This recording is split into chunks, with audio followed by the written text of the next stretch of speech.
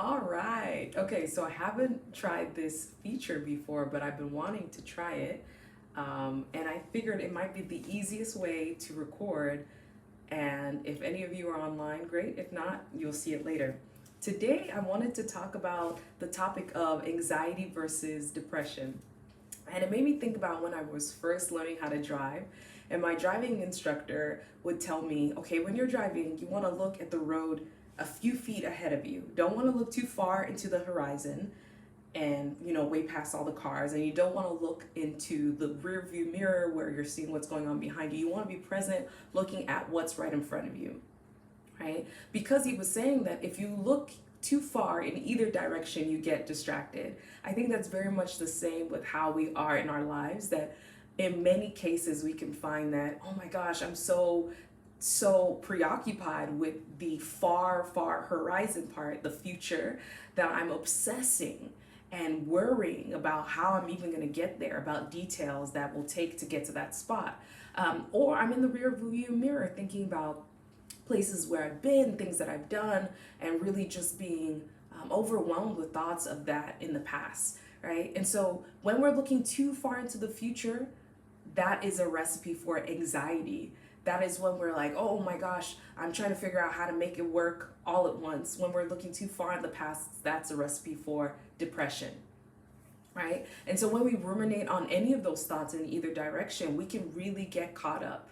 The recipe for fixing that is being present. I know it's the hardest thing to do. Being present can be so difficult, especially for me. On a lot of my strengths assessments, I show up as being very futuristic. I can be a visionary type person who can see today and think about them as deposits for tomorrow. So I'm always really excited dreaming about the future, but I almost have to snap myself out of it so that I can stay present in what's going on around me. I started to find that there would be times that I'd be at family gatherings and I'd be like, ooh, next Christmas I want to do this. Like, girl, you're right here with your family during Christmas. Just enjoy today's Christmas and worry about tomorrow's Christmas another day. So I think it's one of those things that I am challenging myself. Ooh, we have a viewer.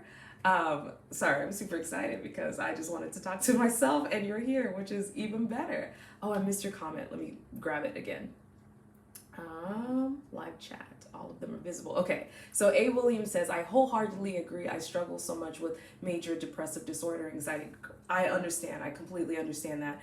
And it's one of those things where it's like, hey, girl, it's one of those things where it's so easy to go in either direction. And so one of the things I've been doing to stay present is that I've been journaling a little bit more, just to kind of remember how I felt in that exact moment. So this really wonderful thing happened to me. How did I feel? Wow, I felt, someone celebrated me for my birthday. They got me a really great card. I actually have a gratitude journal. Whenever people give me a card, I'm a minimalist, so I don't keep all of the cards, but I actually keep their comments. So I'll write down their comments and put them in my gratitude jar. And so I can remember at that time somebody said this thing about me and it's an affirmation and it's something that I can enjoy. So I want to be present in that moment and say like, wow, that really great thing happened and I could appreciate it for what it is.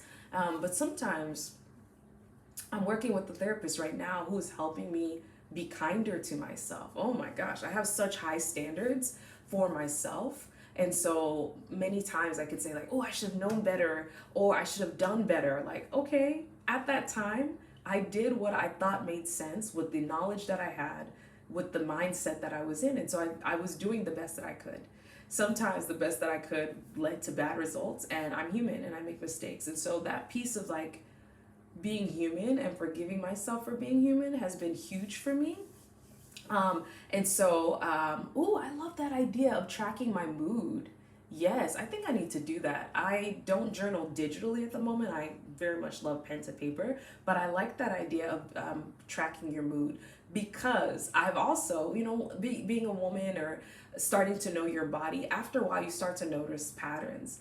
And I think it's really funny. Is it Ezekiel in the Bible?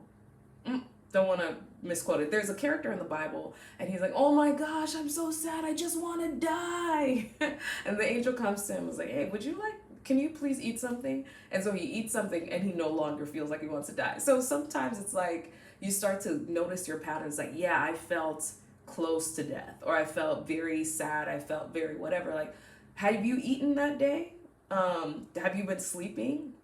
Have you been to therapy? Have you talked to someone? Have you been isolated? So I like to think of myself like a house plant.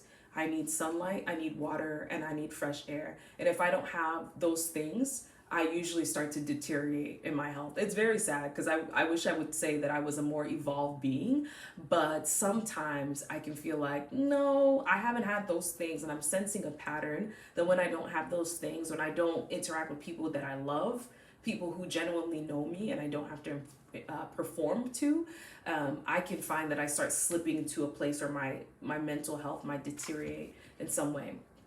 I need to find out how to like pin these comments so I keep seeing them all the time. Let's see, top chat. There we go. I struggle with separating myself from my job, and most of my anxiety comes from a fear of not completing work or making mistakes. The way I agree with you right now, perfectionism, y'all, perfectionism will kill us. And this is a revelation I got this morning even. The enemy wants us to be exhausted. He wants us to be trying to be perfect at all times. And so I'm even in a season now, I always call myself a recovering perfectionist and a recovering people pleaser, because it's just one of those things. I strive so hard to be showing up in a place of excellence. There's a difference between excellence and perfection. And I think like excellence is a thing. It's almost like this seal of approval that comes from knowing that you're approved by God. And everything that you're doing is coming out of that overflow. If I already know I'm accepted, I'm approved, that God loves me, that is a place of security that I'm coming from, I try much harder to be a perfectionist. Other people, I work with some perfectionists actually who try to project that perfectionism onto me. And I'm always like, okay, I will do the very best that I can. I do quality work by the grace of God. I have the spirit of excellence in me, thank God. I can't pervert that spirit of excellence into perfectionism because it tried to take me out a few times in my life where I was like, oh, I gotta do. And when I didn't perform the way I beat up on myself, I can't go back to that place. So for that reason, I'm like, I know the hell that I escaped when I stopped being a perfectionist. So I can't go back to that place. So whenever I find that I'm doing a job or some type of work that is high stakes, I make sure that I plan. I plan the most that I can. And so I plan it out. I invite people into my planning process for not only accountability, but also support to say, these are the big goals I want to do for myself. I hope that I can do them well, but if I can't, know that my intent was to do really great work. And if you can see my plan, you know that I was trying. And so most of the time, people give you the benefit of the doubt. If you're in a space where people aren't letting you be human and make mistakes, like I did a project for work and it was after work hours and I made a mistake and I get a text like, oh, you need to fix this. Old me would have been like, oh my gosh, my job is in jeopardy. New me is like, I'm human and I made a mistake. I can own up to it and fix it so that I don't make such a mistake in the future, hopefully. But if I do, I'm still human. So I'm just in the space where it's like, I will literally do my best, do the best that I can. And because I care about the quality of my work, I'm going to show up in a very authentic and hardworking way. But if I miss the mark in some way, it's okay. And I need to be in a space that people let me do that. I think I missed a comment here. Yes, the houseplant analogy. Honestly, I haven't been sleeping like I should have, but I'm working on it now. And so I've had really great night's sleep, like maybe the past couple of nights, and I'm like, I could get used to this. So anyway, I just wanted to pop in and say, especially for anyone out there who's been feeling maybe a lot of anxiety and depression in not only this season, but for a large period of life. It is something that is actually quite natural in our day and age. But one of the things we need to do is to separate ourselves from this idea of needing to hustle and to perform for acceptance and love. Come from the space of knowing that you are already accepted, you are already loved, and all of that is the foundation from which you start. Everything else is extra. Anyone else's approval of you outside of your creator, that's like extra stuff. So I just released myself like, Nigerians say, I don't like to say it. Like they say, I can't come and kill myself. I feel like that's a kind of insensitive thing to say, but like I can't come and bend myself out of shape is what I will say. I can't come and bend myself out of shape trying to be perfect because it's not gonna work. Yeah, hustle culture is not for me. Honestly, I'm trying to retire early. The workplace, not for me. But I'm not lazy. That's another thing.